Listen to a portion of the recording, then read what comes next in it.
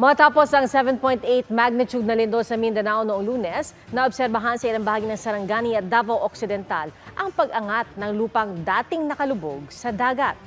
Ang paliwanag po ng FIVOX sa pagtutok ni Katrina Son.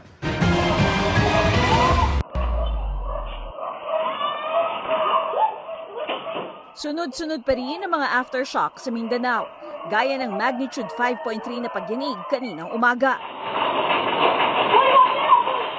na nagdulot ulit ng takot sa ilang taga General Santos City. Nagalino guys. Gayon din sa Coronadal, South Cotabato. Ang aftershock sinundan pa ng malakas na ulan at baha sa ilang bahagi ng lungsod. After linog, nakaranas naman sa baha.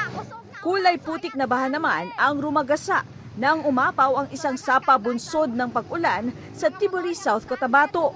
Kasabay nito, puspusan ang paghahanap sa isang lalaking mag-uuling na pinaniniwala ang natabunan ng lupa kasunod ng lindol noong Lunes.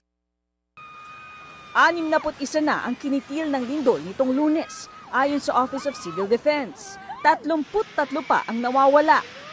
Patuloy ang paghahatid ng tulong sa mga nilindol na lugar. Nag-inspeksyon naman si DSWD Secretary Rex Gatchalian sa Malita, Davao Occidental kung saan nakaimbak at pinoproseso ang relief packs. Nakipagpulong din siya sa mga lokal na opisyal. Food-wise, they're okay.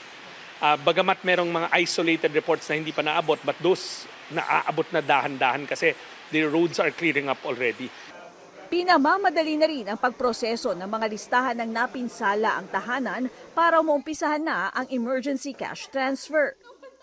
Buhay rin ang bayanihan. Ang ilang college students sa Jensan dumayo sa barangay Kablalan sa Glan Sarangani para mamahagi ng pagkain. Inoobserbahan naman ng FIVOX ang mga natuklasan nilang co-seismic shift o pag-angat ng lupa matapos ang lindol noong Lunes. Sa baybayin ng barangay Pangyan, Glan Sarangani, ang dating lubog sa tubig na lalakaran nila. Kita ang dating coral reef. May ganyan ding nangyari sa Jose Abad Santos, Davao Occidental. May posibilidad pa rin na baka may mga iba pang area no, kapag napunta na ng mga field personnel natin yung ibang area. So, pwedeng madagdagan pa yung area na nagkaroon ng coastal uplift.